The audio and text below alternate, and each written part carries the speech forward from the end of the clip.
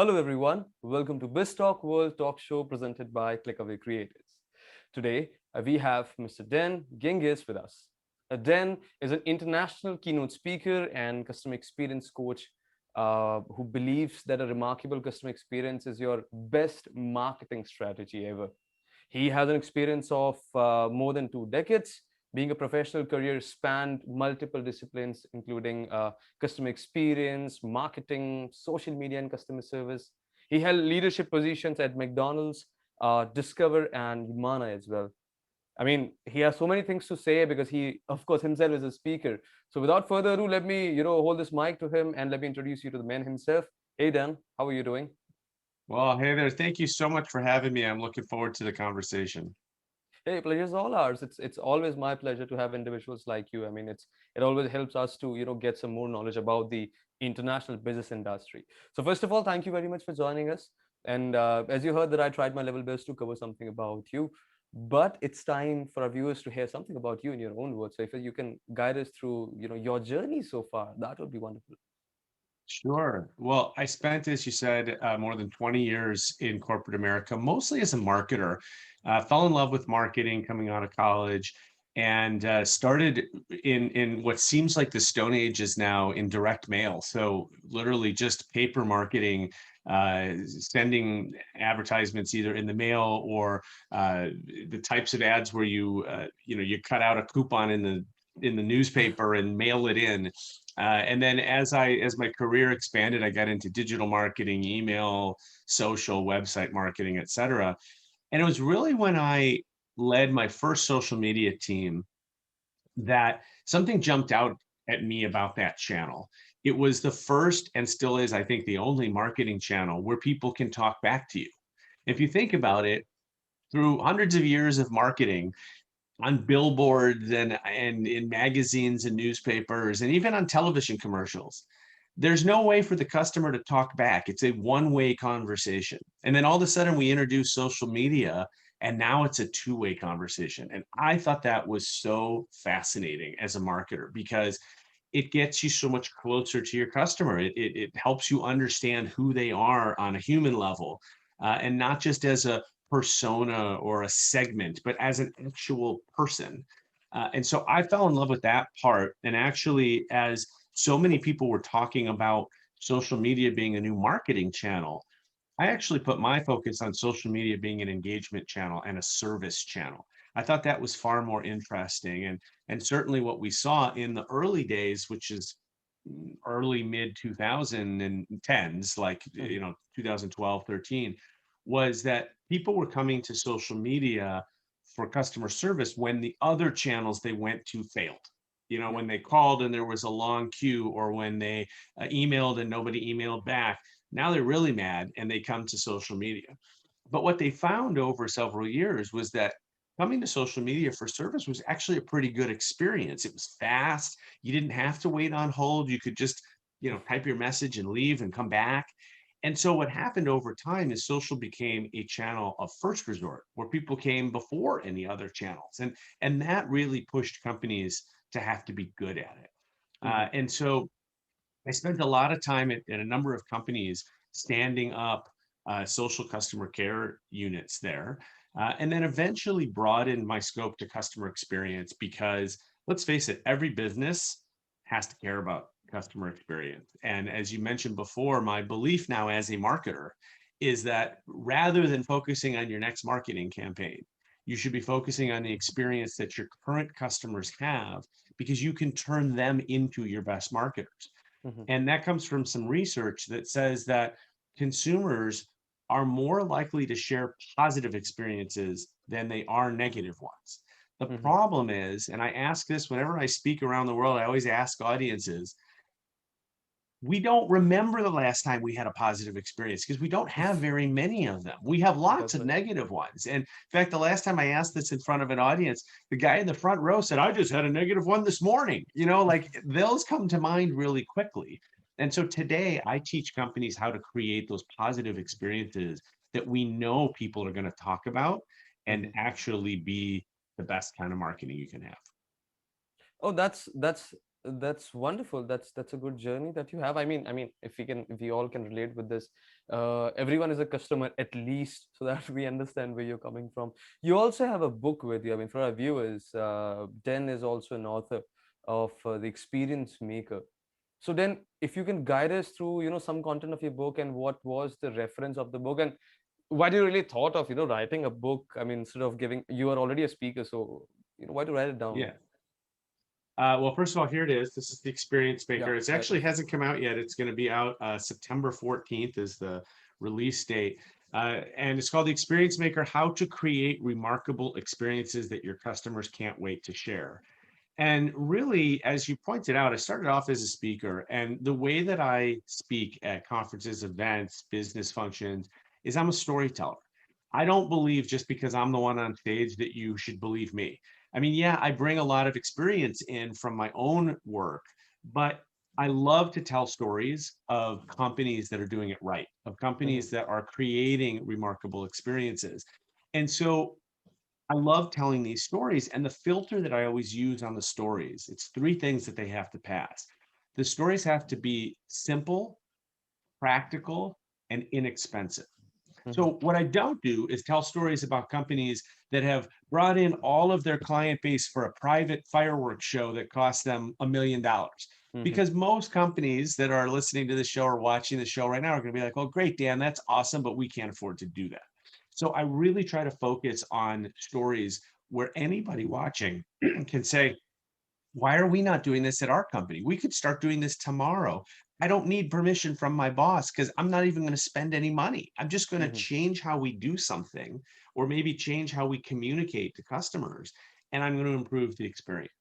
And so over time, I collected all of these stories. And, in a 45-minute keynote, you can only tell so many stories. And so the That's right. book is really my whole library of customer experience stories put together into a framework that makes them a lot more memorable and understandable. And the framework is called Wiser.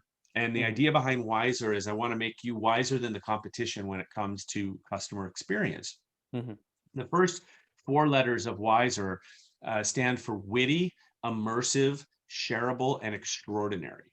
And these are four facets of experiences that cause them to A, be positive, and B, become experiences that people want to talk about. And then Mhm. the fifth piece is R, which is responsive, which is once people are talking about it, you got to be there in the conversation. It's amazing how many times people go on to social media to compliment a brand and then nothing. They don't hear back, right? And this is such a great opportunity because when you go back to the fact that social media is a very different channel, think about customer service channels. If I talk to a group of call center people who answer phones for a living, and I say, "Hey, when's the last time somebody called just to tell you you were doing a great job?" They'll all laugh, right? Because that never happens. No one ever calls a contact center with a compliment, but they go onto social media all the time with compliments. And in Mhm. fact, my book teaches you how to get more of those compliments. But then the responsive part is you got to be there when people compliment you, and you got to That's say right. thank you and respond back to them. So that's the framework. And again, if you love good customer experience stories, that's what I love doing, is sharing those stories as inspiration to other companies. Oh, that's right. Actually, I mean, I just lost my guitar. I mean, it was just broken apart. Since few days back, I sort of, like a goodbye note on Twitter, tagging Yamaha and then Fender into it because it was two guitars that broke at simultaneously at the same time. I don't know what really happened out there. But that happened, and I thought that I would get any, some sort of comment or some sort of something out there, but I got nothing. But and I was like, okay, all right, that doesn't really makes me not to buy Yamaha or Fender guitar again. But if it would have been, then I would have been a diehard fan of the brands again. uh Absolutely. Think of the opportunity that either one of those brands had to really make you an ambassador right there. And especially because you've already identified yourself as having dual loyalties, right? You like both brands. If I'm one of those brands, I'm jumping in and saying, I don't want you to like both brands. Come on over to our side, right? And we'll treat you right because hey, you may not buy two more guitars. You may only buy one more guitar. And if you do, I want it to be our brand. And that's the opportunity that I do think companies miss. I'll give you an example that's kind of similar for a much less expensive product. There's a story in my book about a woman who posted on Twitter that she was sick during her birthday. So she was just kind of bummed out because she had a really bad cold, and it was her birthday. And Puffs, which is a tissue brand, Mhm. saw this and said, "Hey, we're so sorry that your birthday, wasn't what you hoped it. Would you mind DMing us your address?" So she did, and they sent her a care package in the mail with lots of tissues and a note wishing her a happy birthday. Well, what brand of tissue do you think she's going to buy forever now? Right? And yeah, it cost them a little bit of money to do that. But the point is, they made a human connection with somebody who's now a brand ambassador. And that, when you think about the money that it costs to send her that box compared with the money that we spend for marketing campaigns, it's nothing, right? That's right. And especially to get a customer who's now an ambassador. The reason I found out that story was that she posted it along with a picture of the care package, and she tagged me and another customer service speaker who's a friend of mine, Shep Hyken, because she knew we were going to share that story. Oh, And Shep, so yeah. now, We had a discussion with Shep as well. Yeah, so Shep, Nate Shep Brown, and too. everyone. Yeah, yeah, Shep Hyken, Yeah. Nate And so Brown, and everyone. And Nate, yeah, Nate's a great guy as well.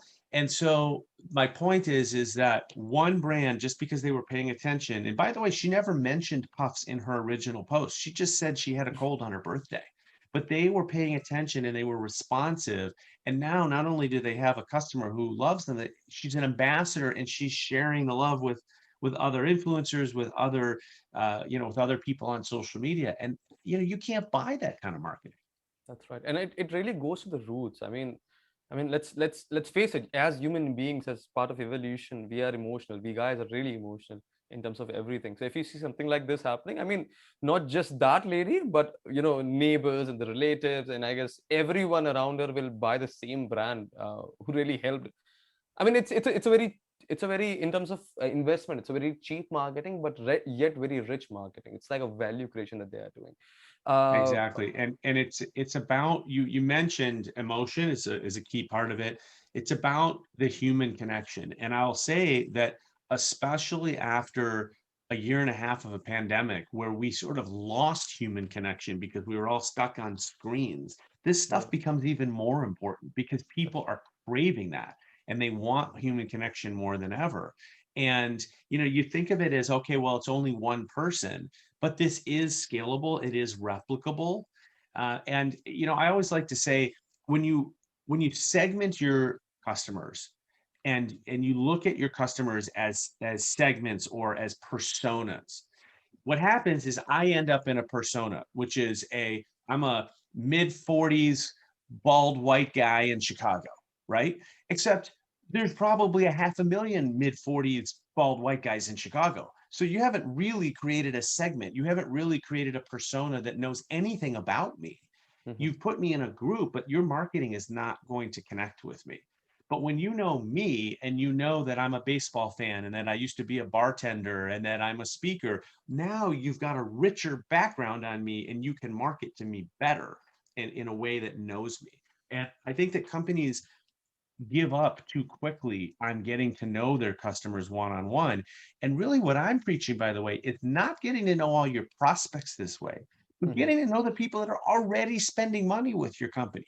I mean, unless you're Amazon or Apple and you have hundreds of millions of customers, the chances are you can get to know all of your customers or most of your customers in a human way and then treat them that way. And that That's will right. get them to stay longer, spend more, and probably most importantly, tell their friends and colleagues about you. That's right. I guess it's time for underdeveloping and developing countries to spend more over customer experience and servicing. This is the right time to do it. Talking about, I mean, in just this, you said that you are a baseball fan and you were a bartender. So I just actually wanted to ask this. I mean, you have spoken so many things around, around the conferences and in the workshops as well. If in a very short span, you can guide us through your journey as in how you really started and what made you come into the customer experience and why only customer experience? Sure. So it actually started when I was working at Discover, which is a U.S. credit card company. Mhm. They actually own the Diners Club brand, which is their international brand. And I had been, as I mentioned, I had been working mostly on non-digital channels. Mhm. And I was recruited by the chief digital officer to come to his team and to lead digital customer experience and social media. So I had lunch with him and I said, look, man, I'm honored, I'm humbled, but I got to ask you, I haven't done customer experience or social media before. So why do you want me in this job? And he sort of smiled and he said, because I've watched you in business meetings and you always have the customer hat on. You are always looking at solving business problems from the customer's point of view. And I think we need that in the digital space. And I think he was right, but I didn't even know that about myself. And so that was a really important moment in my career because when I thought about it, I was like, he is right. That is how I think about things. And I went back, my first book that I wrote, in the introduction, I tell a story of my very first job out of college where Mhm. a phone call came to me. I was in the marketing team, and a phone call came to me that should have gone to customer service. I don't know how they got to my desk. And it was this woman who was missing her package, and it was 2 days before Christmas, and Christmas was going to be ruined. And I didn't have any access to her account. I didn't, I wasn't a customer service person, but I did what just came naturally to me. I said, all right, ma'am, give me your name and address. Tell me what product is.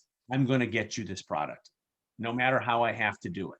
And I hung up the phone and I went to our warehouse and I grabbed a product off the shelf and I packaged it up myself and I brought it to the FedEx station and I made sure that it was overnighted so that it arrived to her on December 24th.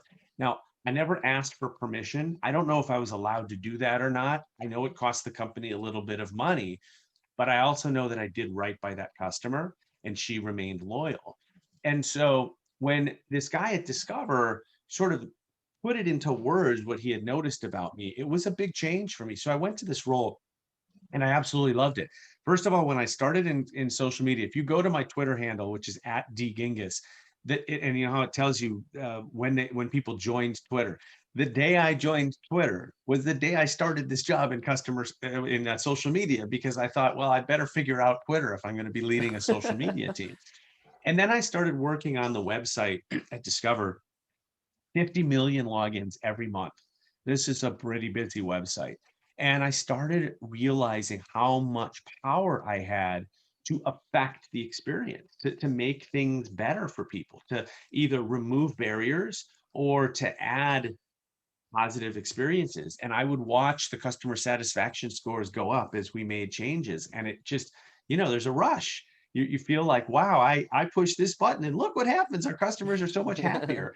And I loved that. And so I really started focusing more on customer experience. And again, as I said at the beginning, um, I I believe that customer experience is so worth the investment right now for any company, B2B, B2C, no matter what product or service you are selling.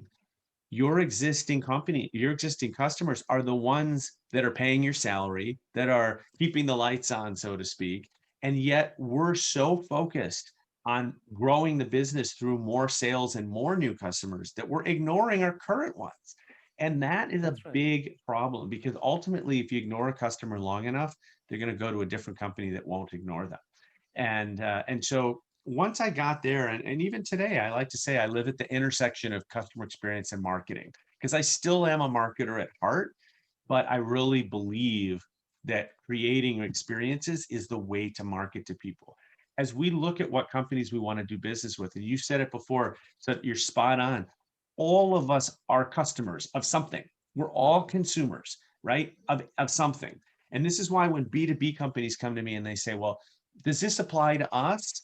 I say, well, aren't you marketing to human beings? You're not marketing to a building, you're marketing to a person who's going to sign the contract. And that person is a customer, is a consumer. And that person went out to dinner last night and had a great experience because the service was amazing and they took care of him. And what's interesting is that person now expects that every company takes care of him in the same way. You might not be in the restaurant business, it might have nothing to do with what you do, but I guarantee you that person you're selling to is thinking about the experience they had at dinner last night. And they're thinking, why isn't this company treating me the same way? And so this is how we grow business. It's how we keep the business we have, and then it's how we grow it in the future. And as you could probably tell, I just became really passionate about it, and that's why I've stayed in it. And I also think not only does it apply to every company, but it's constantly evolving because customer expectations are constantly evolving. Technology is constantly Mhm. evolving. The things that we experience new things every day, and that changes our perceptions of the other companies we do business with. So it's not one of these industries that's just going to die down. It's going to keep developing as technology grows and all the exciting stuff around it grows. Oh, that's right. That's right. I mean, when I had a discussion, Nate Brown.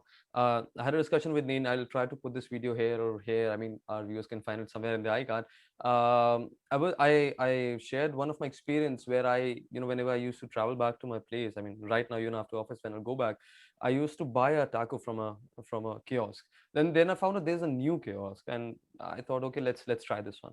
He just wrote down "thank you" on the cover of the packaging, and that was like so special for me. I mean I never felt that special. I mean, there's a thank you and a smiley on that. And now Yeah. I make sure that whenever I pass that kiosk, always stop, I take a u-turn and I come back, and I mean, just stop right there, I buy it. Even if it's not good, I tend to give them a review about it. I mean, I ask them, today it was a little soggy or something, whatever review that I have. But I make sure that again I go there, I buy it, and I see, okay, now it's better. So it's just Yeah. that small thank you that makes sense to me more than Eh, a place where I was eating for like 6 months regularly. But now this is the new place that I love about it. And I tell it, I mean, even in the interviews, I mean, of course, you're not going to come here in India and buy that thing, but it's something that you really want to share every time when you talk to someone, that I get a taco from a kiosk who write thank you on it. You really didn't. I mean, so well, that's a about couple the things customer there. experience, I believe. For sure. A couple things there. First of all, when I come visit you in India, I want to go to that taco truck. Absolutely. I want you to take me to that one. But Of course I will. what is remarkable about your story is it didn't cost that guy anything to write Yeah. thank you, right? The cost was zero, and yet he created a loyal customer. You're not going to believe this. I literally just published a blog post about taco trucks. Oh. And this happened to be a different story, but this was a story of a regular customer at a taco truck, and she stopped showing up, and the taco truck owner was worried about her, and so he called her and he left a voicemail and said, hey, I haven't seen you show up every other day, I haven't seen you in a couple of weeks, I'm worried about you, is everything okay? Now the woman was sick, which is why she hadn't been showing up. She ended up sharing this voicemail on TikTok. It's now been watched over 3 million times just Oh. because this guy cared about her, right? And it's a taco truck. It's not a giant company. It's just somebody who again had a human connection and who cared about one of his customers. This stuff works. It's really, and you have now told your story to me, you've told it to Nate, you've told it on your podcast. So lots of other people have now heard it. And that's how these stories spread. And, again, as I said before, you can't buy that kind of advertising or marketing. I guess this could be a next story in your next book, I believe. I mean, I want you to write on my name as well right there. But Yes, I yeah, want to know the name. What's the name of the kiosk? I really don't remember the name. I'll be honest with you. I don't remember the name. There are Okay. two guys who are brothers with big, Yeah. big mustache, and I mean big beard and everything. They're too cool. They're two cool guys. Play songs every time. Whenever I go, they greet me like, hey brother, how are you? Hey bro, how are you? Like in an Yeah. Indian slang. There's a different Indian slang that we use here, which of course I cannot mention on this podcast. But yeah, that's how they That's greet me, okay. and it's really great. It's really cool to be there. Yeah. All right. So far, it has been a great discussion as of now. I would, end this with the last question, and I want you to be, pretty crispy on the answer, because I've asked this question to so many individuals. I've asked Okay. the question to Olga, to Daniel, and to so many individuals, especially from customer experience. Uh, what would you advise to young professionals who want to pursue customer experience in the developed and developing, I mean, sorry, in developing countries and underdeveloped countries? Why should they do it? Yeah.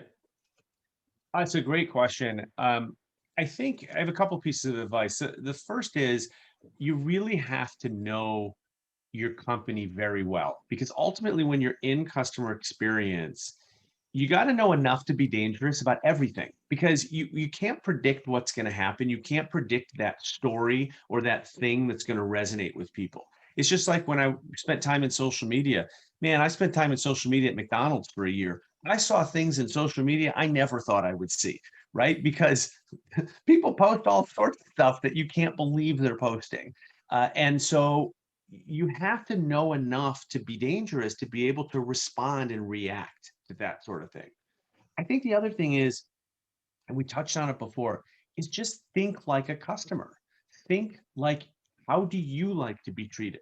You know, I'm guessing that in your business now, you're going to take more time to say thank you to people, because you know how that felt when the taco kiosk did it to you.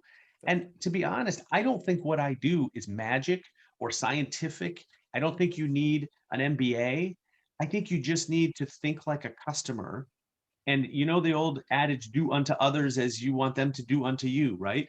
How do you like being treated by companies, by restaurants, by retailers, by other businesses? And that's how you should treat your customers. And it's amazing to me how often companies don't get that simple fact. You know, you say to them, hey, why is your mobile app broken? Oh yeah, it's been broken for a couple of weeks. What do you mean it's been broken for a couple of weeks? Like, you know it's broken and you haven't fixed it? Why would you do that to people? And so thinking as a customer is one of the best ways to become really good at customer experience. When I walk around, when I go into businesses now, I am always, my eyes, it's like I got eyes in the back of my head. I'm looking everywhere. I'm observing everything. I once went with a buddy of mine who wanted to know what I did, and we sat down at a booth at a restaurant. I said, let me tell you what I did or what I do. Did you notice when we sat down in this booth that the wall is dirty? And he goes, and his head goes, and he looks.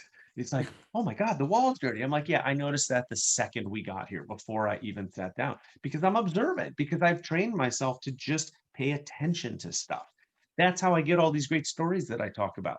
Whenever I see fun signs, I take pictures of them and I work them into my presentation. And so it's just about being aware and observant. Sorry, that wasn't as crispy as you asked for. It was Oh it no, was a that little was, light there.